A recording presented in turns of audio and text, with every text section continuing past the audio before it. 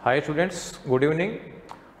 आपका सी फाउंडेशन मई 25 का exam complete हो गया और आप लोगों के लिए जो सीए इंटरमीडिएट ड्यू होगा वो होगा मई 26। तो आज हम डिस्कस करने वाले हैं कि इस सीए इंटरमीडिएट मई 26 की एग्ज़ाम को फर्स्ट अटेम्प्ट में कैसे क्रैक करें। आपको पता है सीए फाउंडेशन का रिजल्ट अराउंड 15 से 20% आ रहा है प्रेजेंट में।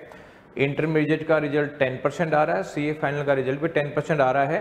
तो इतनी कम परसेंटेज जो आईसीए का रिजल्ट रहता है उसका क्या रीज़न है और उस सिचुएशन में हम फर्स्ट अटेम्प्ट में कैसे क्लियर करें, इसके साथ ही मैं आप लोगों से कुछ इश्यूज पे और बात करूंगा। जैसे हम सीए इंटरमीडिएट की प्रिपरेशन अभी स्टार्ट कर दें या फिर हम जो है रिजल्ट का वेट करें या रिजल्ट के बाद स्टार्ट करें, या सिंगल ग्रुप दें या बोथ ग्रुप के एग्जाम दें, ऑनलाइन क्लास लें या फेस टू फेस क्लास लें। और एक इशू आता है कि आज की डेट में जो डिफरेंट कोचिंग है, कुछ कोचिंग ऐसी है जो पता चले कि सब 10,000 में भी इंटरमीडिएट कराती है, कुछ ऐसी जो 1 लाख में भी कराती है। तो ये क्या जगलरी है, ये भी थोड़ा सा अपने को समझने का है। इसके अलावा प्रेजेंट टाइम में आईसीए की रिक्वायरमेंट क्या है, आईसीए क्या चाहता है, ये भी आप लोगों को जानना बहुत ज़रूरी है। और साथ में वीएसआई का सिस्टम जो रिजल्ट ओरिएंटेड है, जिसमें 7 times all India first rank आई हुई है और रैंक्स भी काफ़ी आती है, वो क्या है जिसके बेसिस पर रिजल्ट आता है, इन सभी चीज़ों पे मैं आप लोगों से डिस्कस करूंगा। तो आप पूरा मन लगा के आप ध्यान से समझना, ये आपकी लाइफ के लिए टर्निंग पॉइंट होगा। क्योंकि अगर राइट डिसीजन ले लिया तो लाइफ बिल्कुल अलग हो जाती है, और अगर गलती से गलत डिसीजन हो गया तो फिर जीवन भर पछताना पड़ता है। तो ये आप लोगों के लिए समझने की बहुत ज़रूरत है। आप लोगों को ये पता होना चाहिए कि मैं सीए इंटरमीडिएट फर्स्ट अटेम्प्ट में किस तरीके से क्लियर करूं, उसकी क्या प्रोसेस है। तो सबसे पहले तो देखो, बच्चों का अभी ये इशू आता है कि साहब अभी हमने 12th का एग्ज़ाम दिया था, इसके बाद में सीए फाउंडेशन का एग्ज़ाम दे दिया और फाउंडेशन के बाद में इंटर की तैयारी चालू कर देंगे, हम तो पजल हो गए। लेकिन अभी क्लासेस चालू करने में और रिजल्ट के बाद क्लासेस चालू करने में क्या फ़र्क है, ये अपन समझते हैं। तो देखो, अभी से आपका जो मई 26 के एग्ज़ाम है उसके 11 मंथ का टाइम बचा हुआ है और 1.5 मंथ के बाद में आपका सीए फाउंडेशन का रिजल्ट आएगा। अगर आप रिजल्ट के बाद आप स्टार्ट करते हैं तो आपको 9.5 मंथ का टाइम आपको मिलेगा पढ़ने के लिए। अभी ये जो अभी 11 मिल रहा है वहाँ पे 9.5 मिल रहा था, अब लग रहा है यार बहुत बड़ा गैप नहीं है। लेकिन देखो, इसमें अपन बाइफरकेट करें तो बाइफरकेट क्या होता है कि एक तो क्लासेज पूरा करने में 6 महीने का टाइम चाहिए, तो 6 मंथ का टाइम तो क्लासेज पूरी करने में चला जाएगा। तो इससे तो क्या होगा कि आपको नॉलेज गेन होगा कि ये क्या नॉलेज है। और उसके बाद में जो टाइम बचेगा, जैसे अभी स्टार्ट करेंगे उसके 11 महीने में से 6 महीने लग जाएंगे तो 5 मंथ का टाइम बचेगा। बाद वाले बच्चों में जो है 9.5 में से 6 चलेगा तो 3.5 मंथ का टाइम मिलेगा। तो जो ये 5 मंथ या 3.5 मंथ का जो टाइम मिलेगा, इसमें आपको रिवीजन करना है। अब वो रिवीजन जितनी बार होंगे ना, उतना ही रिजल्ट ज़्यादा रहता है। तो कुल मिला के आप 11th मंथ और 9.5 मंथ समझो उसको, आप ये देखो कि 6 महीने चले गए दोनों में से, तो वहाँ मिलेगा 5 मंथ का टाइम रिवाइज करने के लिए और यहाँ मिलेगा 3.5 मंथ। यानी रिजल्ट के बाद वाले बच्चों के मुकाबले में पहले वाले बच्चों को 1.5 गुना टाइम मिलेगा। अब ये मान लो कि 1.5 गुना टाइम मिलेगा तो आपका सिलेबस भी 1.5 गुना स्ट्रॉन्ग होना है, तो इतने मार्क्स का फर्क पड़ जाता है। यानी बाद वाला बच्चा उतनी ही मेहनत करता है और 50 मार्क्स लाता है, तो पहले वाला बच्चा उतनी ही मेहनत में 75 मार्क्स लाएगा।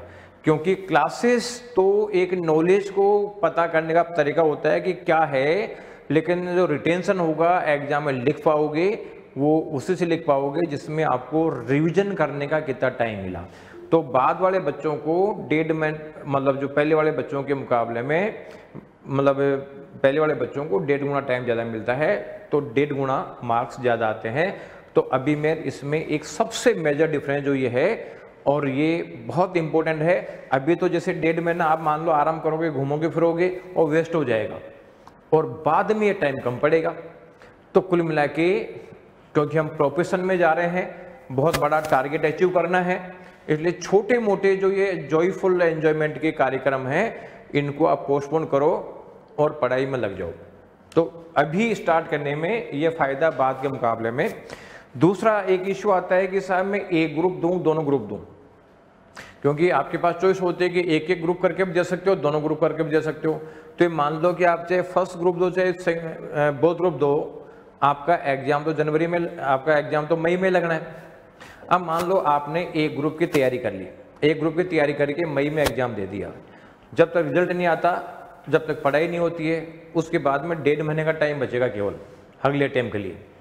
तो अभी एक ग्रुप के लिए मिला आपको 11 महीने का टाइम और अगली बार मिलेगा 1.5 महीने का टाइम। तो बताओ 1.5 मंथ के टाइम में पास हो सकते हैं क्या? नहीं हो सकते।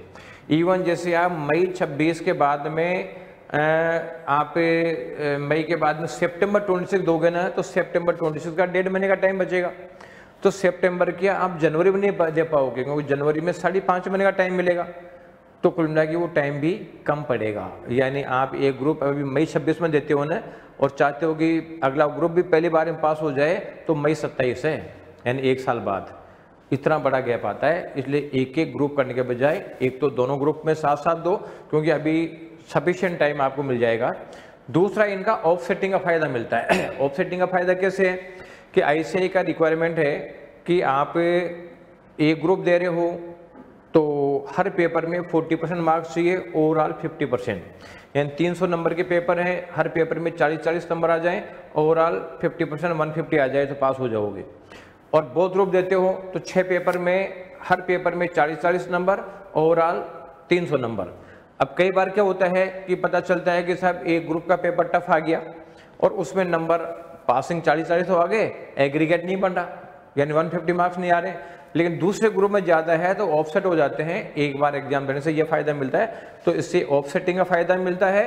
और दूसरा है शेड्यूल भी मेंटेन रहता है, अदरवाइज एक एक ग्रुप करोगे तो अगले ग्रुप को पढ़ने का टाइम आप लोगों को मिलेगा ही नहीं। एक इश्यू आता है कि प्रेजेंट टाइम में, जैसे कोरोना से पहले तो समस्या नहीं थी, आज के डेट में समस्या है कि भाई हम ऑनलाइन क्लासेज करें या फेस टू फेस करें, क्योंकि जो कई बच्चे दूर होते हैं उनको देखते हैं इतने दूर जाके रहेंगे, रहने की कॉस्ट भी आएगी और घर वालों से भी दूर रहेंगे, तो बेटर है कि ऑनलाइन कर लेते हैं। तो बच्चों एक चीज़ मैं आप लोगों को बताता हूँ, हम हालांकि ऑनलाइन क्लास भी देते हैं और ऑफलाइन भी देते हैं और लाइव क्लास भी देते हैं, सब तरह की क्लासेस देते हैं, लेकिन हम रिजल्ट का जो रेशियो देके चलते हैं ना, वो रहता है फेस टू फेस में। ऑनलाइन क्लासेज जो या रिकॉर्डिंग क्लासेज जो, उसमें रिजल्ट काफ़ी कम रहता है, और ये तो हमारी बात कर रहा हूँ, काफ़ी कम रहता है, क्योंकि हम तो एक एक बच्चे पे बोल सकते हैं, चाहे ऑनलाइन हो चाहे ऑफलाइन हो। जब हमारा ही रिजल्ट नहीं है तो जो ये ऑनलाइन पोर्टल वाले जो डिफरेंट जो नॉन कॉमर्स जो वाले जो CA करवाते हैं, उनका रिजल्ट क्या रहता होगा सोच लो। आपको बताऊँ मैं, आपके CA फाउंडेशन में भी जो रिजल्ट कोरोना से पहले जब ऑनलाइन क्लासों को ज़्यादा नहीं था, 35 से 40% रिजल्ट रहता था फाउंडेशन में, और आज जा रहा है 15 से 20% रिजल्ट, यानी रिजल्ट आधा रह गया। और उसका रीज़न क्या है?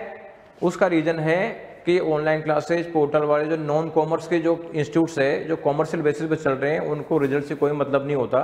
वो पता चला कि 5-5 हज़ार में ऑनलाइन क्लासेस सेल करते हैं, ऑनलाइन क्लासेज के बच्चे देखता है यार ये तो बढ़िया है, और पता चलता है कि वो अटक जाते हैं।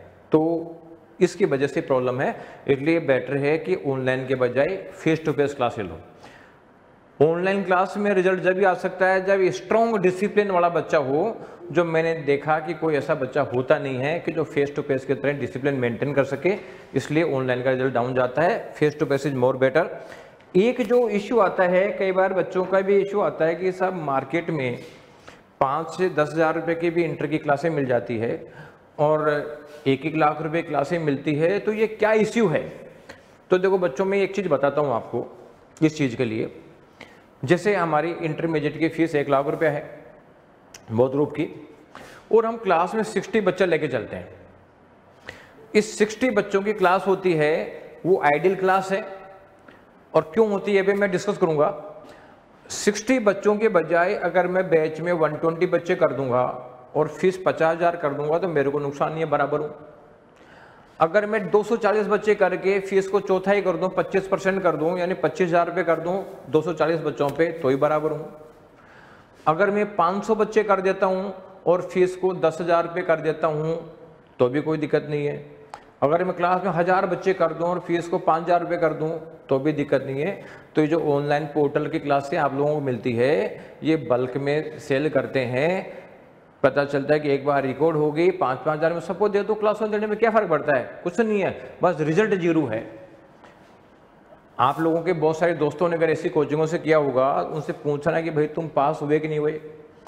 कई बार ऐसे लोग बता देते हैं कि यार देखो हमारे इतने बच्चे पास हो गए। अगर तुमने 25,000 लोगों को ऑनलाइन क्लास दे दी और उसमें अगर 150 बच्चे पास भी हो गए तो उसको पास नहीं बोलते हैं। वो मतलब अपनी मेहनत से पास हुए हैं, उनकी वजह से तो कुछ मार्क्स कटे होंगे, उनके वजह से मार्क्स बढ़े नहीं हैं। कारण क्या है? कई बार अपने को लगता है, लेकिन भगवान कृष्ण ने गीता में कहा है, कर्मणश्च बोद्धव्यम बोद्धव्यम च अकर्मण विकर्मणश्च बोद्धव्यम गहनाम कर्मणाम गति। यानी कर्म की गति बहुत गहन है। ये जो हम पढ़ाई करते हैं उसके बहुत गहन रिजल्ट आते हैं। पता नहीं कि यार उससे फायदा है नुकसान, हमें पता नहीं है। पता चलता है कि यार वहाँ से तो मेरे 50 नंबर कम ही हुए होंगे पढ़ने से, लेकिन पता चला कि मेरे पास मार्जिन था इसलिए मैं पास हो गया। पास होने के लिए 300 नंबर चाहिए, मान लो अपनी मेहनत से 500 नंबर ला सकता था, किसी ऐसी कोचिंग में पढ़ने से 50 नंबर कम हो गए तो 450 पास हो गया।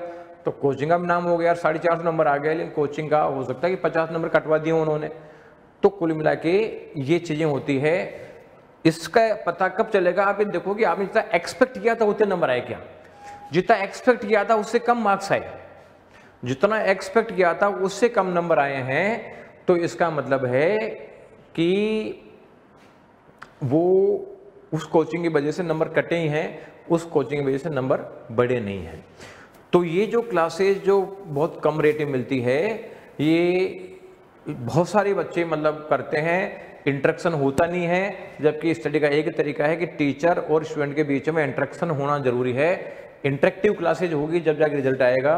तो नॉन इंटरेक्टिव क्लासेज में तो रिकॉर्डिंग से हो जाता है। दूसरा फिर मार्केट में फैकल्टीज का जो रेट होता है कोचिंगों में भी, तो 300 रुपये घंटे की फैकल्टी मिलती है, 5,000 रुपये घंटे की फैकल्टी मिलती है। अब सिंपल जी बात, जितना ज़्यादा रिजल्ट देगी उतनी ही अच्छे मतलब उनकी कॉस्ट होगी। तो कुल मिला के रिजल्ट ओरिएंटेड क्लासेज के लिए जो है ये फीसेस ली जाती है। और सिंपल सी बात है कि पैसा बचाना है या बच्चे को पास करना है। पास करना ज़्यादा इंपॉर्टेंट है पैसा बचाने के बजाय। पैसा तो फिर आ जाएगा, लेकिन अगर बच्चा एक बार अटक गया ना तो फिर दोबारा सीए बनने की पॉसिबिलिटी ख़त्म हो जाती है। क्यों ख़त्म हो जाती है? क्योंकि जैसे अभी मई में कोई बच्चा एग्जाम देगा, 1.5 महीने बाद रिजल्ट आएगा, तो कुल मिला के 1.5 महीने का टाइम बचेगा अगले अटेम्प्ट के लिए। तो जब 10-11 महीने की पढ़ाई से पास नहीं हो सकता तो 1.5 महीने में क्या पास होगा? तो एक बार अटक गया तो फिर उसके बाद में उसका पॉसिबिलिटी बहुत कम हो जाती है। अगला जो चीज़ें हैं प्रेजेंट टाइम में, आईसीआई की रिक्वायरमेंट को समझना पड़ेगा। क्योंकि जैसे कई बार बच्चे 12th का एग्जाम देते हैं, वो लगता है 12th जैसा सिलेबस ये फाउंडेशन में भी है और वैसा ही इंटर में भी है। लेकिन बच्चों क्या होता है कि बोर्ड की रिक्वायरमेंट और सीए इंस्टीट्यूट के रिक्वायरमेंट में रात दिन का फर्क होता है। उसी प्रेजेंटेशन में अगर 20 नंबर का क्वेश्चन है और सीबीएसई इसमें 20 में से 20 देती है, हो सकता है आईसीआई का जो चेकिंग पैटर्न है उसमें 4 नंबर मिले सेम चीज में।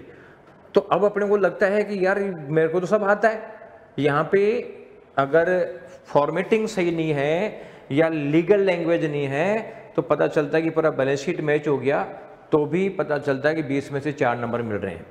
और फॉर्मेटिंग सही है, फॉर्मेट सही है, लीगल टर्म्स यूज करी हुई है, तो हो सकता है कि बैलेंस शीट मैच नहीं हुआ, तुम्हारे हिसाब से आधा क्वेश्चन हो रहा है, फिर भी पता चले कि 20 में से 15 नंबर आ जाए। सारा खेल प्रेजेंटेशन का है।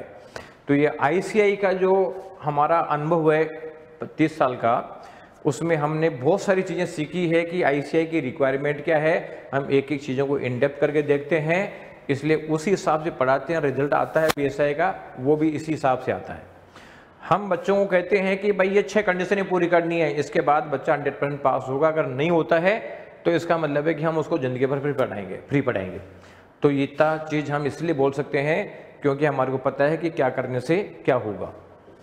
अब देखो आपको लास्ट में वीएसआई का सिस्टम समझाता हूँ कि वीएसआई का सिस्टम क्या है।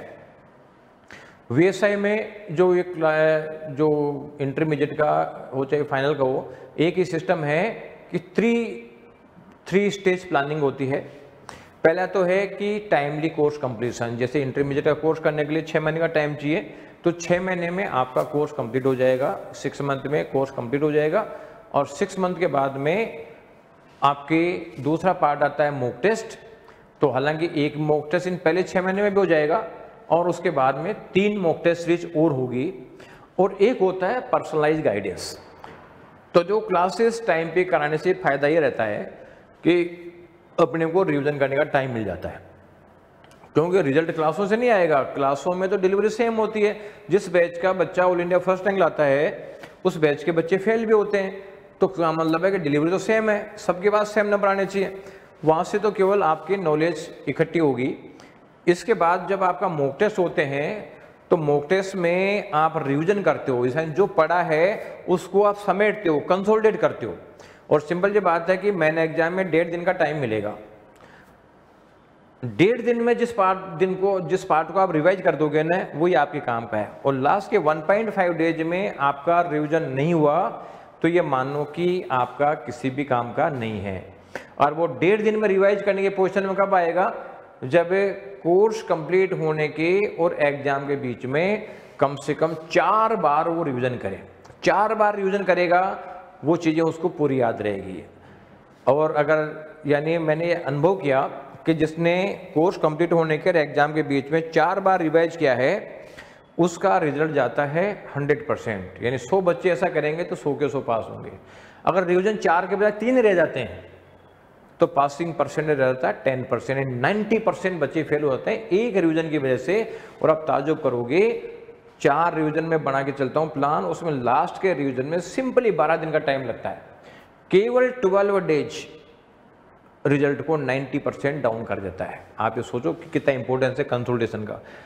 तो ये आपका कंसोलिडेशन का जो इंपॉर्टेंस है मॉक टेस्ट का, मॉक टेस्ट में बेसिकली 3 फायदे मिलते हैं। पहला तो क्या होता है कि आपको एक टारगेट मिल जाता है, भाई आपको 10 दिन में सब्जेक्ट पढ़ना है, अगली बार 5 दिन में पढ़ना है, अगली बार 2 दिन में पढ़ना है। तो जब टारगेट सेट हो गया तो आप उस टारगेट को अचीव करने के लिए स्टडी ज़्यादा कर लेते हो सकता है कि आप बिना टारगेट के डेली 4-5 घंटे पढ़ाई करते, और अगर विद टारगेट आप मान लीजिए 12-13 घंटा पढ़ाई कर रहे हो तो डबल पढ़ाई कर लिया आपने। अब डबल स्टडी कर लिया तो इसका मतलब है कि नंबर भी डबल आएंगे। तो आप ये सोचो कितना फ़ायदा होता है। जैसे अपने को मान लीजिए ट्रेन पकड़नी है, और ट्रेन पकड़नी है, टाइम नहीं है यार, जाके पता कर लेंगे तो आप आराम से जाओगे धीरे धीरे कि भाई पता नहीं कितने बजे हैं, तो आराम से जाके पता करेंगे।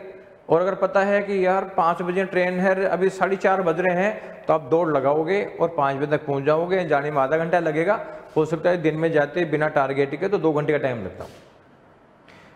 तो एक तो टारगेट ज़्यादा की वजह से ज़्यादा स्टडी हो जाती है।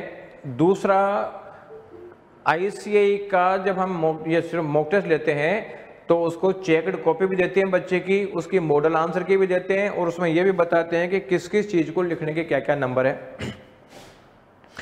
अब बच्चा ने मान लीजिए नंबर नहीं आए तो वो मैच करता है कि यार मेरे ये चीज़ नहीं लिखी, इसकी वजह से मेरे नंबर कम हो गए। तो ये पता चल जाता है कि हमारी गलती कहाँ हो रही है और वो गलती दूर होने की पोजीशन में आ जाती है। तीसरा है कि जो ये पेपर पूरा अटेम्प्ट करना बहुत मुश्किल होता है। अब पेपर पूरा अटेम्प्ट नहीं हो पाता तो पूरा पेपर अटेम्प्ट करने के लिए जो है पेपर छूटता है आपका, तो अगली बार आप ज़्यादा दिमाग लगाते हो यार क्या करूं जिससे कि मेरा ये पेपर हो जाए, क्योंकि आप तो प्रैक्टिकली इसको फेस कर रहे हो। तो वो तरीके फिर हम आपको सिखाते हैं कि भाई पेपर को ज़्यादा स्पीड से कैसे किया जाए जिससे कि पूरा पेपर करने की पोजीशन में आ जाए। तो वो भी मॉक टेस्ट से फ़ायदा मिलता है। 3 मॉक टेस्ट का मेजर बेनिफिट है। और तीसरा पार्ट है पर्सनलाइज गाइडेंस। अब ये पर्सनलाइज गाइडेंस की कंसेप्ट क्या है, हर बच्चा अलग अलग लेवल पे होता है। कोई बच्चा पासिंग के बॉर्डर लाइन पे है, हम उसको मेहनत करते हैं कि बच्चा किस तरीके से पास हो जाए। कोई बच्चा रैंक के बॉर्डर लाइन पे है, उसको रैंक लाने के लिए अलग एफर्ट होते हैं, अलग तरीके के एफर्ट्स होते हैं। कोई बच्चा फर्स्ट रैंक की बॉर्डर लाइन पे है, उसको फर्स्ट रैंक लाने के अलग एफर्ट्स होते हैं। तो 3 चीज़ों की अलग अलग तरीके के एफर्ट्स होते हैं। तो वो 1 to 1 देखना पड़ता है। और 1 to 1 में एक फ़ायदा और होता है कि कई बार बच्चा नर्वस हो जाता है और पेपर छोड़ने की सोच लेता है। हमारी टच में रहते हैं तो टच में रहते हैं, तो उन बच्चों को हम मोटिवेट करके और पेपर दिलवाते हैं जिससे कि इफेक्टिवली कर लें। अभी पिछले एग्जाम में भी अपने इंटरमीडिएट में 12 रैंक आई थी, ऑल इंडिया रैंक्स। उसमें 3 बच्चे ऐसे थे जो बीच में नर्वस होकर पेपर छोड़ने के लिए रेडी हो गए थे, बड़ी मुश्किल से उनको एग्जाम दिलवाई और वो ऑल इंडिया रैंक पे पहुंच गए। अगर हम उनको संभालते नहीं तो पता चलता है कि छोड़ देते उनकी ज़िंदगी खराब हो जाती।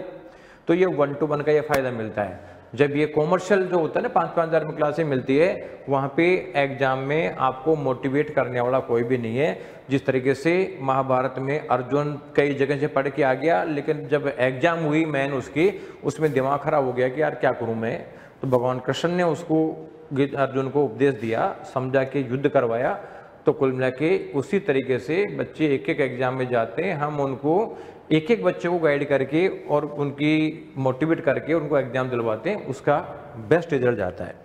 तो ये सारा का सारा जो सिस्टम बीएसआई का है और उसका इफेक्ट आप देखते हो कि हर लेवल पे हाईएस्ट मार्क्स का रिकॉर्ड भी बीएसआई का है। 10 साल में 7 बार ऑल इंडिया फर्स्ट रैंक जाने का रिकॉर्ड भी है। तो और बाकी नंबर ऑफ रैंक्स और पासिंग रेशियो जो है, हम बच्चे को क्लेम करते हैं कि जो हमारे साथ भी चल गया वो 100% पास होगा। तो उसको 6 कंडीशनें बताते हैं। तो ये तो काम तो पूरा करना ही पड़ेगा क्योंकि युद्ध तो बच्चे को लड़ना है। तो हमारे साथ चलेगा तो कहीं पे भी कोई दिक्कत नहीं आती है। तो इस तरीके से पॉजिटिव रह के आप मेहनत करो, सब चीज़ें सही होगी। अब आप लोगों को भी कुछ क्वेश्चन पूछना है तो आप मेरे से क्वेश्चन रेज कर सकते हो।